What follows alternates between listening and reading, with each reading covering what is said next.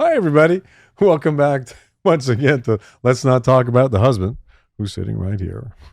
You sometimes are so weird. I just can't even like that. I can't help it. I was You're born so that way. weird when you do this. But what I was born character that way. do you play when you announce our podcast? Like, who is that? I could say. Who is it? I could say, hi, everybody, and welcome back to Let's Not Talk About the Husband.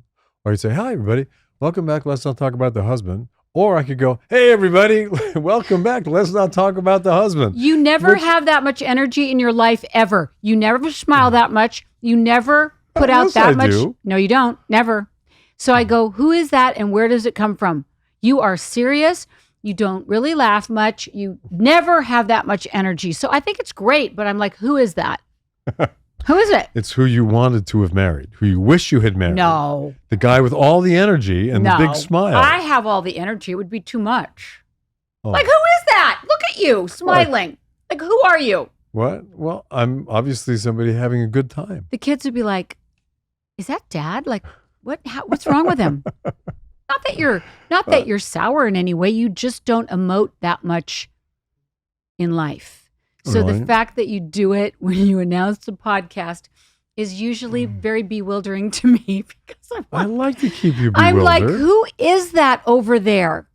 Well, it's your husband, and but you have to agree with me. Well, thank goodness. I mean, you get to wear your wigs. It changes you up. So I get to be the hole in this sweater. I get a different from the moths. I get a different wife whenever you put a different wig on, and you get a different husband when I announce the show.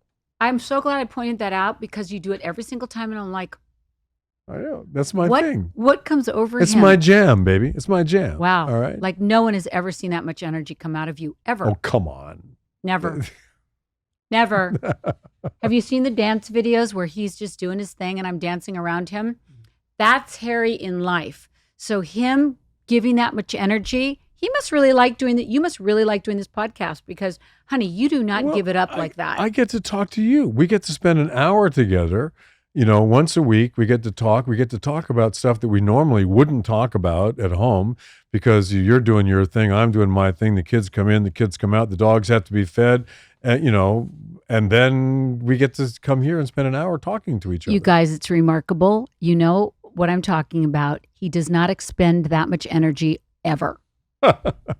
Ever. She's talking to you out there as though I'm not here. But then again, it's let's not talk about the husband. So why are you talking about me? Because it's so remarkable. I had to talk to the people and say, you guys know he doesn't smile. You know he never gives that much energy. So how do you know that? How did they know that? I live with you and I'm your wife and they know. Trust me, they know. Okay. All right, I'll move on now. But I had to really clock that because I'm like, who is that over there? Okay, do you like that person? Well, it's just not what I'm used to. Do you like him? He's kind of weird. He's kind of goofy and weird, but I like him. Really? Yeah. Goofy. Well, maybe I got that from you. Well, I'm definitely goofy. I'm not used to it. It's like, what has taken over you? Do you like my Madonna shirt? This is Madonna. From Belle Gray. This is one of the shirts from Belle Gray. So it's got to be 20 years old. And the moths have gotten it, and I don't care because I had to change my clothes. Well, you know what the French say, that, a little flaw is always good. Well, then a little flaw is always, I mean, I'm not, it makes you extra beautiful to have a little flaw. I'm not getting rid of it. I could probably get this sewn up a little bit, right? Like they can do a little something. Yeah, I'm sure this is very boring for the people. Anyway, Madonna Cashmere from Belle Gray. Belle Gray.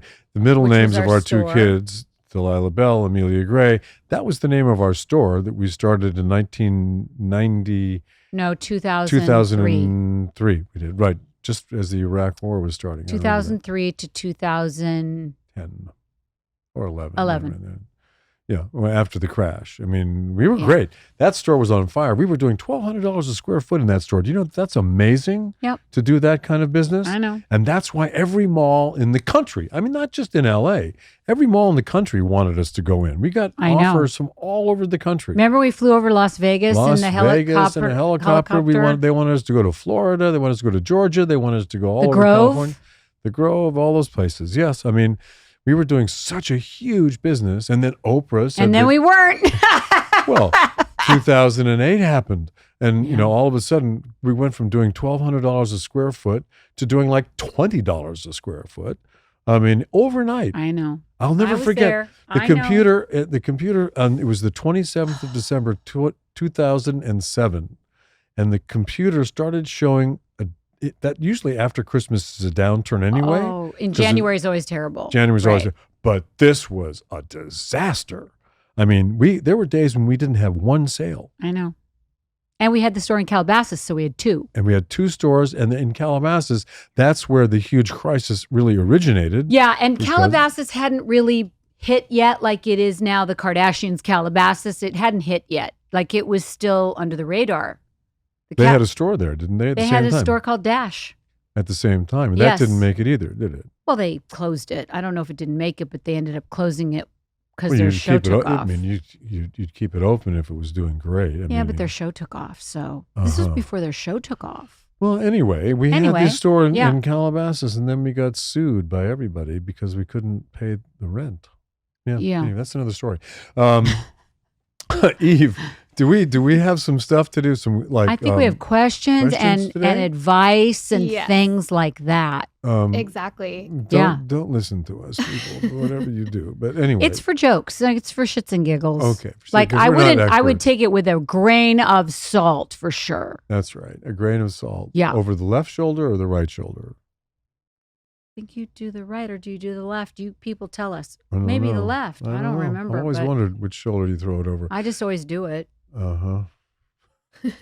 Must be a lot of salt somewhere.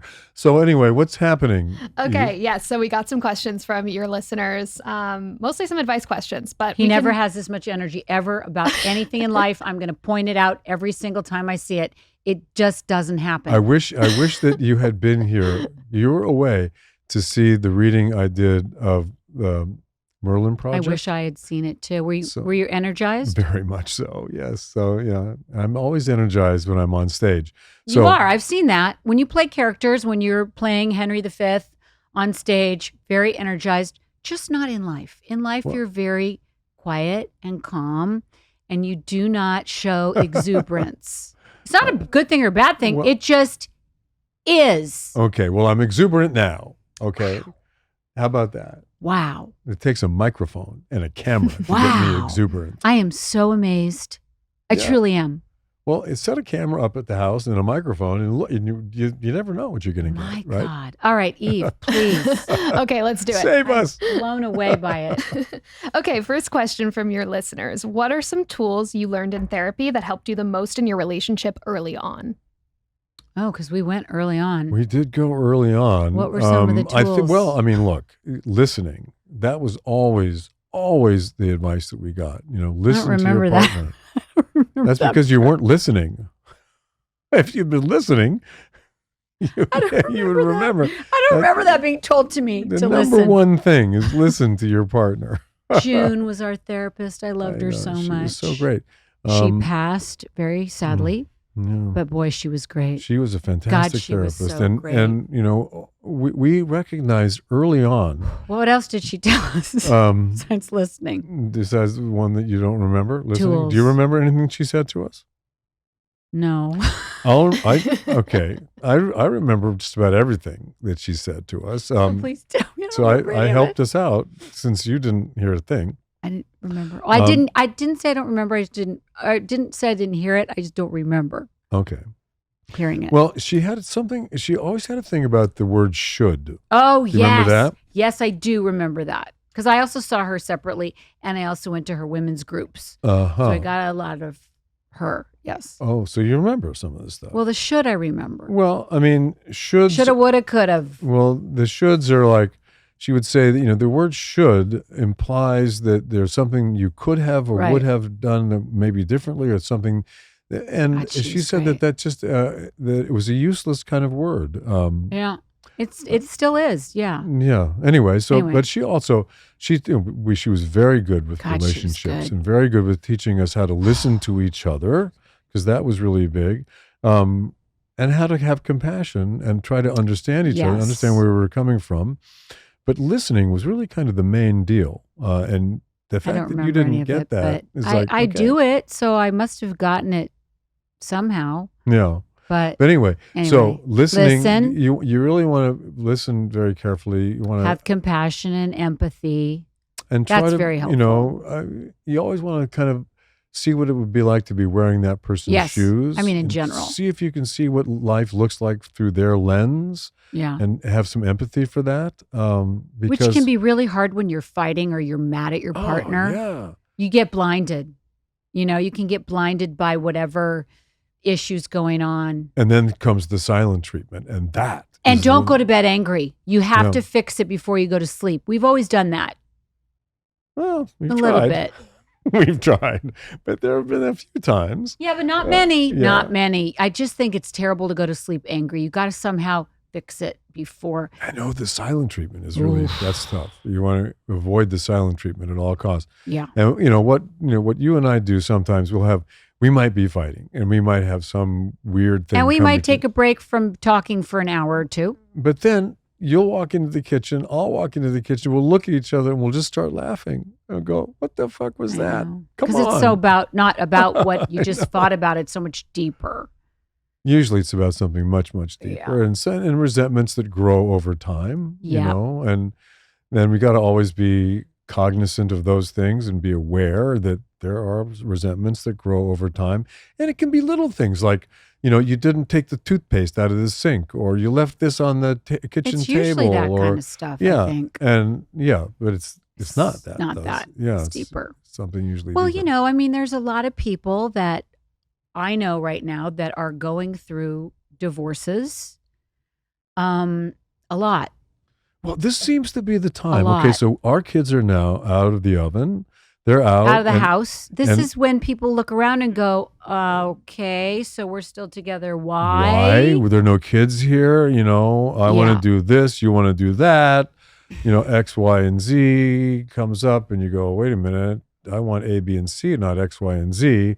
And then you go, well, maybe it's time to move on. Yeah. And so I think that's some of the reason why people get divorced. Other things could be, roving eye. All of a sudden, your kids are out of the house, and you see somebody who looks attractive or whatever.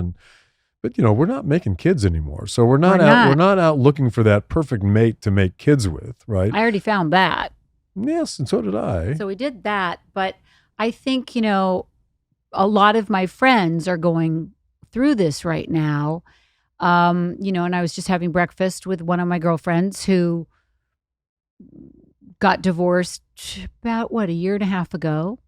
And, she's been fixing up this house, and she was just saying that until her ex agrees to sell the house that they lived in, he's not quite ready to sell their joint family house. Mhm.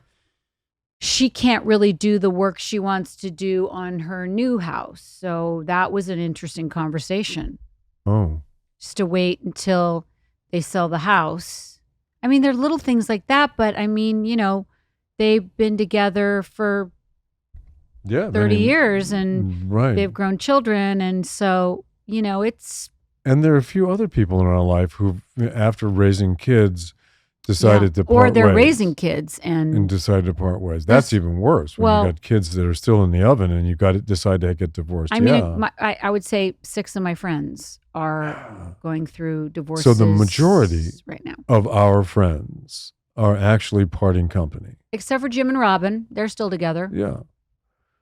Yeah, but think about it. Like Yeah. most of our friends are and a divorcing. lot of our friends, so when your kids are in elementary school and middle school, your friends become the parents of those kids. Yeah, There's I that call thing them- that happens, I right? call them the everydayers because you see them every you see day them every at day. drop off. at everydayers. school, and people who would never be your friends under normal circumstances become your friends Mhm. because of the kids. That's right. And we had a lot of those people in our life for many years. We had this Easter party every year, and all the kids from the schools would come, and their parents would come, and we would get to know their parents. And I would say that a lot of those people are divorced now. Yep. And the Yeah. group that I just had my birthday breakfast with, we meet every time one of us has a birthday. There are 4 of us. They're all from preschool. Really? I met them, well, That's right, they are. Lisa, Jana, and Robin, Oh. and myself, all from preschool. Well, Robin on our street, so neighbor, but still we all met in preschool. And we Mm. get together every birthday that one of us has. We get a joint gift and we meet at a restaurant and have breakfast at 8:30 in the morning. And we've been doing that for 25 years. Hmm. Pretty special. So they have long friendships. Pretty special. And you guys listen to each other, I'm sure, as friends, right? We do in our lives. We don't see each other all the time, but these are usually like great catch-up moments where we get to find out, because all of our kids are also friends. They grew up together. Mm. So we get to find out what all the kids are doing. And it's And just, everybody seems to be doing amazing. great, right? All the Kids kids are are great. doing great. Yeah. it's amazing. It's we have amazing. a very lucky friend group Amazing. with kids and everything, because Amazing. only a couple that, but they're not really our closest friends, have kids who are like in and out of rehab all the time, and face tattoos and stuff like that. And odd Well, this, things. this group, and they're all girls. The kids are all girls. That's right. They're all the kids girls. are all girls. Yeah. They're all Huh. girls, and it's And magical. I'm surrounded by girls. I have everything in my house. They're all dogs, fish, It's true. humans. They're all girls. I know. Yeah, I know. Well, you must have manifested that. Well, I obviously like it. Yeah. I choose Function because it's the only health platform that gives you access to the kind of data most people never see and the insights to actually take action. Inside Function, you can test over 160 biomarkers from heart and hormones to toxins, inflammation, and stress. You can also access multi-region MRI and CT scans, all tracked in one secure place over time. It's an enhanced view of what's happening in your body. That's why top health leaders like Dr. Mark Hyman, Dr. Andrew Huberman, and Dr. Jeremy London are all behind Function Health. Lab visits are fast and convenient at 2,000 plus locations across the U.S. It's $489 a year. That is $1.37 per day for cutting-edge health insights. All the results are tracked over time in one secure place, so you see how your health evolves. Insights come from top doctors based on your unique results, and that could cost over $10,000 if you did it on your own. So I have had a tremendous amount of stress lately, and I wanted to measure my cortisol levels, and guess what? I was able to do it. I use this, and you should too. Learn more and join using my link. The first 1,000 get a $100 credit toward their membership. Visit www.functionhealth.com/Rinna or use gift code Rinna100 at sign up to own your health. Okay, next question. Okay, next question. On the same note of friendship, any advice on dealing with jealousy amongst friends? You've gone through that early on with your friends. Yeah, no, there was. Yeah. Okay, so yeah, early on, but I'm talking early on. I mean, this is when right out of acting school. Were you 20s? In my 20s, and we had, because I had been through college and acting school is intense. That's 3 years working 7 days a Yeah. week. I mean, you get to know these people. Yeah. I mean, and I created a friend group of maybe 10 people from that. And most everybody moved from San Francisco down to LA because this is where the work was. And Because you went to ACT. went just to the so you American guys Conservatory know. in San Francisco, which was very intense. At the time, it was considered the top school, acting school, along with Yale and Carnegie and Northwestern. And we came to LA as a very strong friend group, and then I started to work, and that was a problem. Mhm. So you would say that's jealousy, I right? would say that was jealous. I mean, yeah, It's a that was shame, 'cause- definitely, and I guess It's a shame. the most isn't sort it? of thing that I have to say, I don't know, was it a shame in a way, was that I started to make a little money. Not a lot of money, but I was making some money. I mean, they were making no money. They were still living on food stamps. They'd come down from acting school and were trying to get any job possible, right? Anywhere. And I made my first movie. I got paid a little dough for it. And as soon as I got that check, man, everybody wanted to borrow money from me. They did? Oh yeah. I mean, You can never loan money to friends. I found this out. You can't. Because then as it's soon as over. you loan money to that friend, you never hear from them again. Well, it ruins friendships. It just It did. does. You can't mix it. All of my friendships disappeared because of that. It took about 3 or 4 years But sad. every single friendship I had disappeared because of that. I mean, there are other things going on too, but I'd say that lending money was probably one of the big problems. And I That's so recommend sad. Don't do it. not Yep. to lend. Actually, Can't do it. you know, in Hamlet, Or you can never want it back. Like you just give it to you them got to give as it. a gift. It's Polonius in Hamlet, and this is another Shakespeare was so brilliant. Gift He only said, as a neither gift. a lender nor a borrower be, neither a borrower or a lender be. That was Polonius's advice to Horatio, his son, before he went off to school. Yeah. So Yeah. I would say that jealousy among friends Tough. can be very difficult. And how do you fix it? How do you work on that? I think you can only ever work on yourself. Yeah, that's true. So you can't fix a friend. I think it's always disheartening and sad when it happens, or if you think it's happening. And I think that it's human nature in a sense. People have a very hard time going, I should have that. And why does that person get that? And, I just think there's so much to go around that what I feel is I'm always so happy for my friends because there's plenty to go around. Absolutely. I want And my friends to be the successful life is because not then a it makes me zero-sum game. successful. It's not zero sum. I mean, there doesn't have to be a loser for you to be a winner, and so everybody can be a winner. In fact, Yeah. But why does it happen? Why? Because I think people just think that there's a lack, that there's somehow lack out there, and there's not. There's abundance. there's plenty. So if you have a sense of lack in your head, you're going to think that, I want some of that. I'm not going to get it Right. if they have it. Right. 'Cause there's only so much to go Right. around. But that's not true. No. There's plenty for everybody. Yep. I mean, we have to be sustainable. We have to make sure that we don't overindulge and go and use too much of the resources that are available to us. But other than that, I mean, as long as we're responsible with that, there should be plenty to Right. go around. Agree. Yeah. Next. I love that advice. That's good advice. Next question. What does a typical date night look like for you and Harry, Lisa? Wow. This is for you. Question to you. Well, both of you. Okay. Movie. Like typical would be maybe dinner or movie. But we haven't really done date nights in a while, have we? Not really, because No. we've enjoyed being home and having We're you home. cook. We don't have to do date nights because Yeah. the kids are gone. I mean, That's and- true. But when we go out, let's say we're going out, we don't call it a date night, but we like to go to the movies. Yeah, We like to go to dinner. yeah.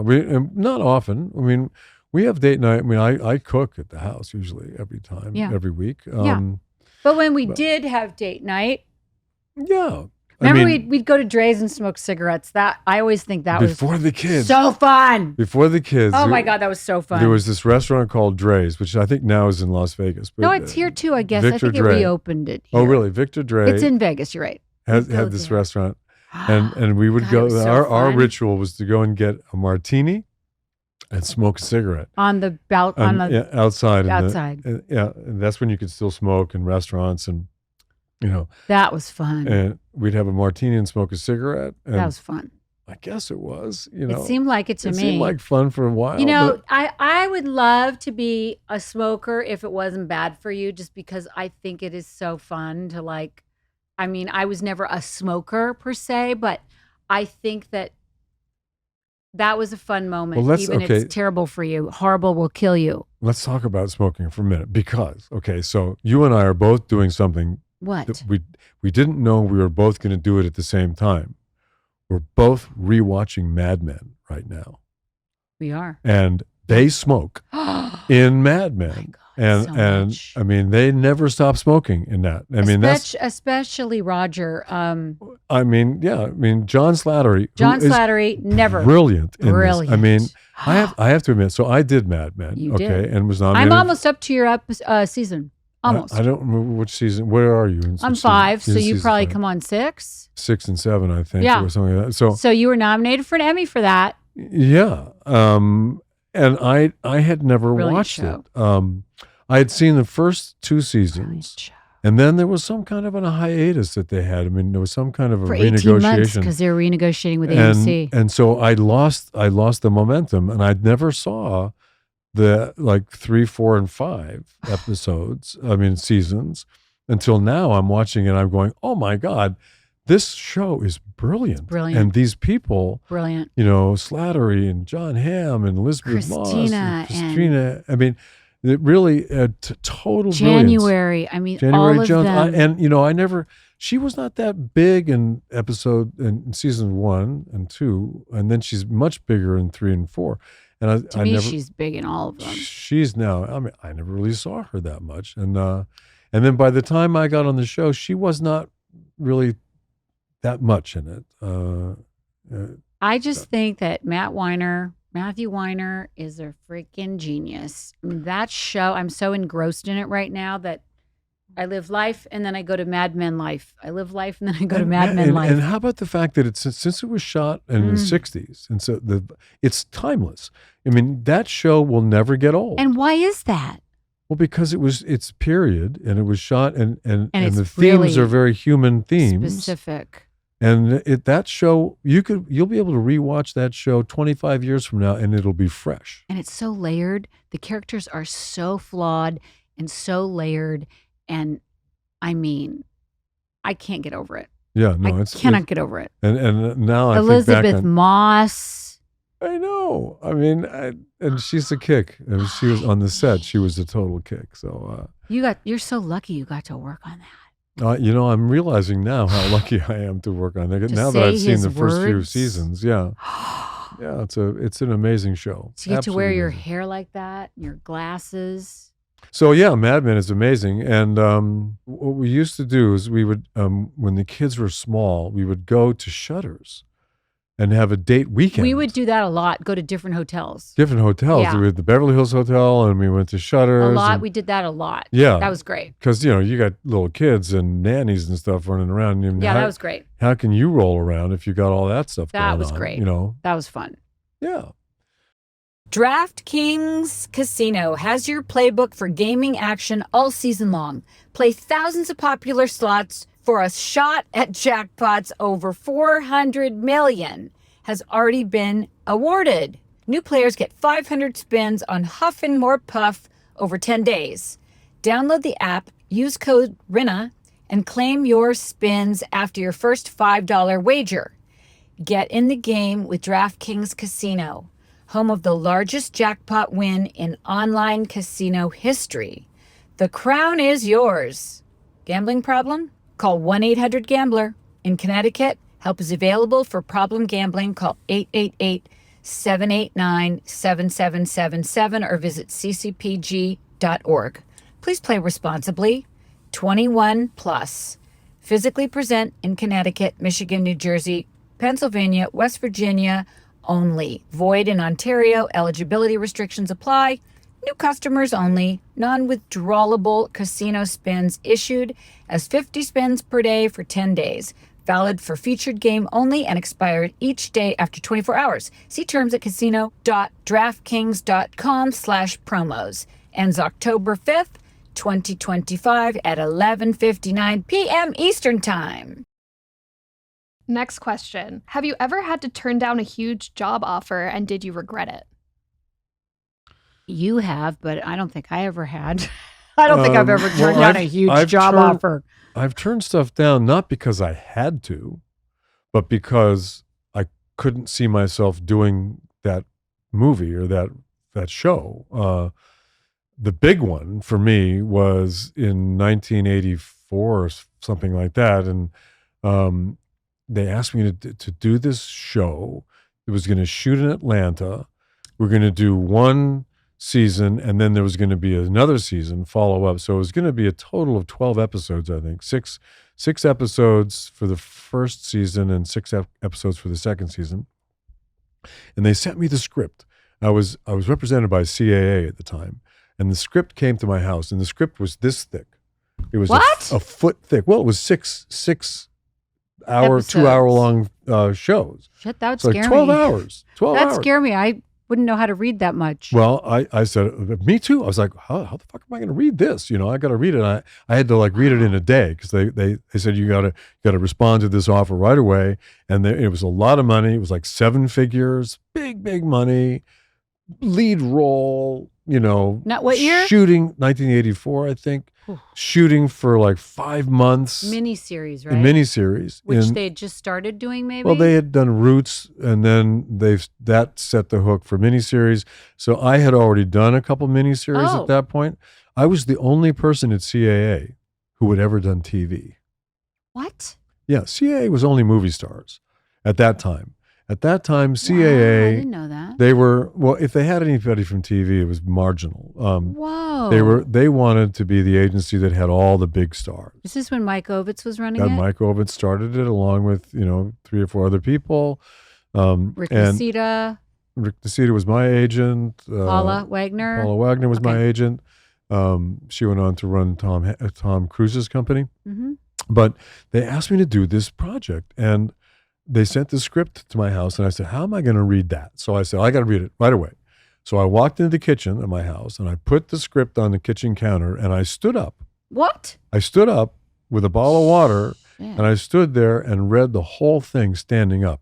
How long did it take? Hours. It took me about 5 hours to read it, standing up in one spot. Wow. Did you pace it all or just stand still? I knew I had to read it that day because I had to respond. Okay, so then what happened? So at the very end of it, I closed up the last page. And remember, the script was about a foot thick. I never heard of such a thing, by the way. It was there were 6 scripts. Right. So you put together. 6 scripts together. Yeah. They're stacked up that high. All right. So I finished reading them. I'm standing there. There was a trash can right next to where I was standing. Uh-oh. And I picked the whole fucking thing up. And I just threw it in the trash can like that. And I said, no way am I ever going to set foot on the set for that show. You're kidding. And I said, no, I'm not going to do it. And they said, no, what do you mean you're not going to do it? I said, no, I can't do it. It's stupid. And they said, no, but you have to do it. And I said, I'm sorry. I read it and I can't do it because I'm a student of history. And this is a Harlequin romance novel version of the Civil War. It was called The North and the South. Patrick Swayze ended up doing the part. Yes, that I he did. and made his career. Wow. But it was like this ridiculous Harlequin novel version of the Civil War. The Civil War was the bloodiest war in the history of humanity, and it was so horrible. You were incensed horrible. by it. You did not like it. I just like this. This is bullshit. You can't make a movie like this about the Civil War. That's for your drugs. So, so I didn't do it, and they got so mad at me that CAA did that they stopped responding to my calls. They wanted the money. Well, here's what happened. Here's what happened, which I didn't know. It was a package. I didn't even know what a package was at the time. Explain to the people what a package is. Okay, they don't really do them anymore much. Because, that's very Hollywood talk. But in the old days, and they actually still do it a little bit. They still do it. Well, because the one I'm doing now is a package, Mayfair Witches. But in those days, instead of paying the actor's commission, or the actors, instead of the actors paying the agent's commission, 10%. If the right number of people were from the same agency involved in the same project. So let's say they got the director and they got a couple of the actors and a producer and a writer, all from CAA. They could say, oh, this is a package deal. Therefore, the network is going to pay us a license fee and we're not going to ask our clients to pay us commission. So they made a lot of money that way. Yeah. And that's kind of how CAA was paying its rent in those days, was getting big license fees for miniseries and stuff. And I was really the only person that they had who would fit the bill to do this. So when I said no, they lost the package. And by losing the package, they lost millions of dollars. Okay. They were mad at you. They were mad at me. They were so I had to leave the agency. They were so mad. I couldn't get them to answer my calls. I was always put on hold. Shame. They wouldn't go out to lunch with me. I mean, it's like, because I just made an artistic choice that was, not the choice they wanted me to make. But that's showbiz, kid. That's showbiz. But anyway, so Patrick did it, and it was hugely successful for him. Made him a huge star. Oh, yeah. And Kirstie Alley was in it. She was my next door neighbor at the time. She had officiated my wedding to That's my right. first wife. I remember that Yeah. in your living room, in our living room now. Well, no, it wasn't. Wasn't? It was in Laura's living. She lived in a stilt house. Oh, Over on up in the hills, and right across the street lived Kirstie Alley. And when my friend Kent came to marry us, because we got married on a Saturday afternoon, because I was leaving the next day to go rehearse a Broadway show, we got married on a Saturday night, and I called my friend I knew a member of the Universal Life Church, who had the power to marry people. yeah. And we were driving down La Brea Boulevard Avenue Street or whatever it is. Brea Avenue. And we were driving down La Brea in the middle of the afternoon on Saturday. And I went, holy shit, wait a minute. Our marriage license is about to run out. Because in those days, you had like 90 days to get married after you got a marriage license. Oh, so you'd already gotten it. And we'd gotten the marriage license and we just kind of not gotten married, right? And so we're driving down the street and I go, wait a minute. If we don't get married today, we're going to have to go through that whole marriage license rigmarole again. So we said, we'll get married tonight before you leave. Jeez. So I pulled the car over to the side of the road. There was a phone booth on God, before cell phones. on La Brea. And I Remember called phone booths? phone booth. I called up my friend Kent and I said, Kent, what are you doing tonight? Can you come over and marry me and Laura? And he goes, let's see, I got a dinner at 7:30, but if I come over at 6, he said, if we can get it done before 7, yeah. I said, okay, well, come on over and we'll get married. So, I'm sitting there in our little stilt house waiting for Kent to come over. I'm in my T-shirt and jeans. Laura's in her T-shirt and jeans. You don't get dressed up at all? No, because he was just going to come to marry us. We just needed to get the ceremony done, right? Or the marriage license was going to run out. So. I would have dressed up. I would have put on a dress or something. So he gets there, and there Laura and I are there, and we're in our T-shirts and jeans, and he goes, "Okay, well let's do it because I got to go." And he goes, "But wait, you have to have witnesses. You have to have a witness. I can't just marry you. There's got to be a witness here." He says, "Do you know anybody you can call?" And I go, because he said, I got to go. He said, I got to be out of here in 45 minutes. This marriage was doomed from the start. So I said, well, my next door neighbor is Kirstie Alley. Let me see if she and Parker are home. And I called them up, and sure enough, they were home. And I said, hey, Kirstie, listen, Laura and I are getting married in half an hour. Do you think maybe you could come over and be our witnesses? Just come over and watch it. So she said, yeah, but it's, give me half an hour. Give me at least 30 minutes. Okay. So now Kent's like looking at his watch. He's like, I got to go. And finally the doorbell rings and I go up and answer the door. I'm wearing my T-shirt and jeans. And I open the door and there's Kirstie and Parker. Parker is in a tuxedo. As he should be. Thank you, Kirstie Parker. is in a long white gown with a big bouquet of flowers and her hair all done up. And they have put on the dog to come to our wedding. And it's just us. Bless. Like the four of us in the room. Bless. Anyway, so we got married. Kirstie officiated. Kent officiated. Courtney witnessed along with Parker. And I went off to do Awake and Sing the next day in New York. You have some stories, Harry, I tell you. It wasn't Awake and Sing. It was another play. Which was it? What was it? I forget what play it was, but I was going off to do something. Maybe I was going off to do a movie or a play. Whatever it was I was going off to do would have meant that our marriage license would have lapsed.